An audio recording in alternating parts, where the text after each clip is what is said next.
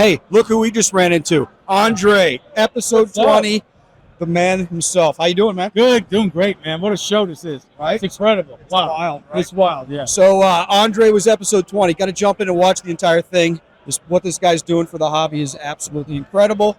And just a genuine, right? Just a genuine. Buddies, this was all about friends. Yeah, absolutely. Friends, right? Yeah, So- we said we're coming. You're like, let's do it. Let's go. Let's meet And up. Andre shows up. So you were just telling RJ about a card you snagged at trade night. You were pretty impressed with trade night. Yeah. What did you pick up? Trade night was really interesting because people were just freestyling, right? And he put out their cards, and I went back to the hotel after. It was 250 people there trying to sell cards and buying, and I picked up 53 Mays, beautiful too, dead center, and I was like shocked, so it was fun. I wasn't really aware that they were doing that in all the hotels. Even after they had trade night from 6 to 11 last night here, but then when you go back to the hotel, they were all doing it there. So Opportunity, one o'clock in the morning, they're still sitting there trading. So You would have been there still, right? yeah, Come what's over better here than and meet that? us. Nothing better than that. So you're also doing stuff. You're still doing stuff with the Yankees, man. And I mean, incredible stuff with the Yankees. You reached out to them this morning. They called you and said we need more. Yeah, they actually just sold another Babe Ruth card there, and I was there Sunday preparing for Old Timers game. They are going to do the Old Timers game this year, August 9th at the stadium. They're going to play softball, actually. Yep. And they're honoring the 2000 team. So they're going to honor Carrefour, Posada, Paul O'Neill, Tino Martinez, Jeter, Bernie.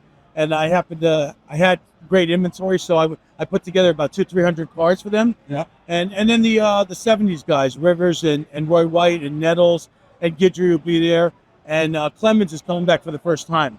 So that's going to be... Clemens. What about Brett Gardner? yeah. I know people wanted him to show up. So I Yeah, don't know if Brett was not on the list that I Yeah, saw. yeah. And Jeter, everybody wanted, but he says he has his daughter's birthday. So, Yeah. but Family first, man. But last year they didn't play, so I'm glad they're playing this year. So we prepared a most beautiful lineup of cards for them. We shipped it out. They were like calling me up. We need ready to be for Old Timers Day, and I had like 2 days. I had to get 300 cards ready. It's like a drop in the hat. I said, okay. No pressure. Next day I shipped it out, so we got it done. Yeah.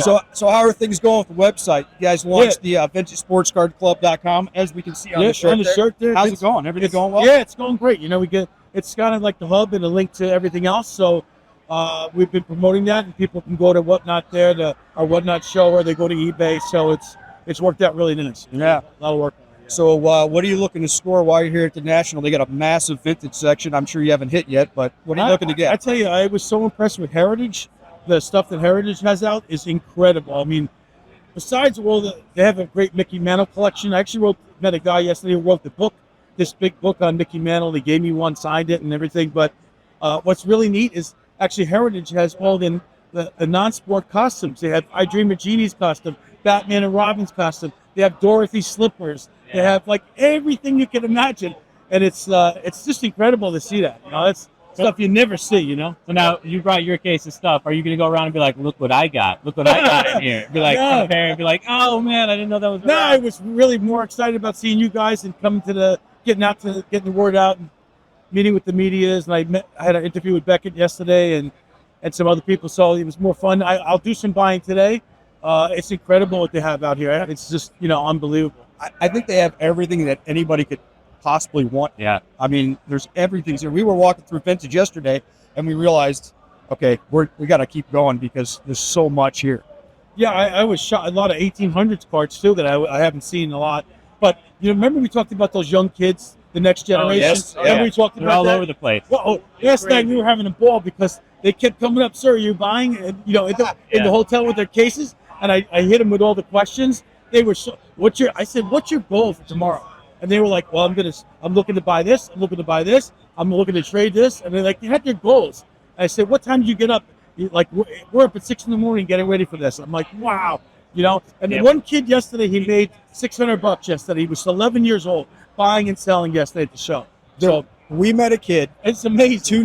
2 days ago, young fellow's 19 years old from New England area, and he moved down to North Carolina on his own dime, bought a house just on what he's doing with Whatnot, understanding the business, understanding how to, move carts, make money, put on a show. So you mentioned it on our show that when we had you on the episode. These young folks, man, they know what they're doing. They're carrying around these cases. It's actually really funny too, because then another kid, like maybe 10 years old, walks up to him, and is like, "Hey, can I take a look at your cards?" He's like, "I'm not selling right now. Yeah. Maybe come back later." And it's like that whole interaction of just like the kids going up and being like, What do you got? Let's see it. Yeah, they're prepared. They're really prepared with their numbers. I don't know what other industry you can get an 11-year-old kid who's able to negotiate. He knows his numbers. He knows margin. He knows buy sell. He's prepared. There's no other business like that. So it's great to see the whole next generation just coming up strong. It's a blast to watch. I got to go backwards though. You were talking about what Heritage has on display, some of those costumes. We talked about it on our show, but you have the tuxedo, right? I have Joe DiMaggio's tuxedo when he married Marilyn Monroe, and his Gucci clock that was on his dresser. And and Babe Ruth's insurance policy for $8.98. So you got to reach out to Heritage and be like, display this. Like, this is, you know. You walk up to Heritage, but look what I got. Yeah. Exactly. They probably want it, right? Yeah. You wouldn't get rid of it though, would you? No, you're gonna keep that. Yeah, I have a lot. I have February Muntz's last pants too, from '79. His last game. Yeah, man. Yeah, Wow. I have that. I have a lot of unique things that I put away on the side. You know, after all the years of collecting, and like just last week, I got Tom Seaver's payroll check from the Red Sox. His last check was kind of cool. But you know, How much was it? It was $48,000 for his check. Last paycheck? Last paycheck. Was that a game? Yeah. Anything yourself. Yeah, look at what these guys are making now. But yeah, good for them. They got the talent. What else is going on for you guys? What's next for Vintage Sports Cards? Well, the Old Timers Day is up next, and then there's some plans they're working on next year. The Yankees for a very limited edition set. They're trying to do something really special, only available there with a limited number. Okay, that's one of the big projects that's kind of in the works. Yeah, we'll see what happens. And what about your relationship with Babe Ruth's granddaughter? And how's that all going? I just spoke to Linda right before I came out. She gave me some cards. I actually brought some cards for you guys that you guys you could take and give to some of the viewers. You know, do whatever you want with them. And that's I brought amazing. them for you. You hear this guy? Yeah. So you hear this guy? Linda is awesome. She's such a sweetheart, you know. And by the way, she said she would appear on come on one of my Whatnot shows. Awesome. Yeah. Yeah. She's gonna. You gotta let us know, man. We'll help you get the word out. Yeah. That. Linda Ruth gonna show up on your show. Is she gonna be out there doing the cards? I told her that should we we call her on the phone, and then I'll have a nice selection of Ruth cards, you know, the newer stuff, and maybe a couple of big ones. And then while we're doing that, Sally, she'll talk. And she has stories that they're amazing stories, and that the people will love it. You know, so we'll. Kidding me? Yeah, I spoke to Whatnot about how do we get the word out if I do this. You know, how do we get the word out to that she's going to be on the show? So we were talking about some ideas on how to do that. But love that. Yeah, man. it's exciting. Yeah. So our last show was cut a little short too, and I think you had a Don Mattingly story you wanted to tell us. Yeah, Don Mattingly. I never forget. There was such anticipation about Don coming back for the first time to the Yankees, because he had gone, you know, he left and then was away for quite a long time. So the fans were like, just couldn't wait to see him. So they all knew he was coming back. And then I remember I was at my booth on the second floor next to the museum. We had a big kiosk there, and they said, "Hey, Andre, Donnie's around back behind the outfield wall. You got to get down there." So I go down around the back by the locker room, by the outfield wall, and Mattingly's just standing there preparing to walk into the back. They're going to open the outfield wall. Mattingly's going to walk into 55,000 cheering fans. So I said, I can't, so I got right next to him about 3 feet away, and he's there with a couple of people, with him and his family. And then the outfield wall opens up, and I'm walking in right with Mattingly, right up to he gets onto the field. And I felt the same thing. 55 screaming, 1,000 fans. It was like, it was I got chills now. It was. Mattingly had like tears in his eyes, and I'm 3 feet away from him, and that feeling was quite amazing. Dude, how do you do it? You were 3 feet away from that, and then when Jeter got the hit, you were right there. Yeah, in the tunnel, man. Yeah, this guy.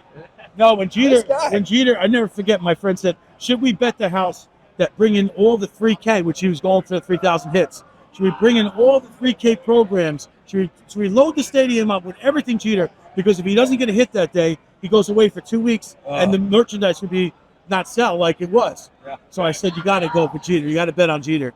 So he bet the house on Jeter. He sold $1 million in one game. One game they sold $1 million. Fans were coming up and buying a case of programs, $400 for a case. Give me one case, give me 2 cases, and the lines were around the stadium. But the funny thing is, I said I got to go down to see Jeter in the morning before the game starts. So I go down to batting practice, And I see Jeter, and he never says anything. Jeter was the quietest guy. He was all business. And I said, hey, Derek, you're going to get those hits today. And he goes, yeah, I'm going to get those hits. I'm going to get those hits. And so he walks up in front of me on the field, and then Reggie comes out in uniform.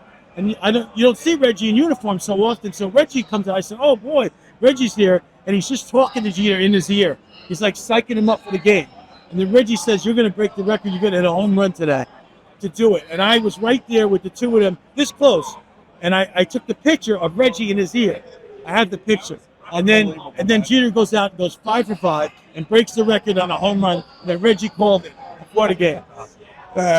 Reggie doesn't need to, but he should have played the lottery. And when he hit that home run, the stadium was shaking. The concrete was moving when he hit that home run. Only imagine. It was unbelievable. Yeah.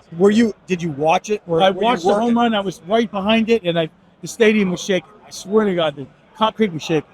Man, your energy and your passion is just infectious. I mean, it's awesome what you're doing, man. We're all kids. We never grew up. We still playing with cards. Man.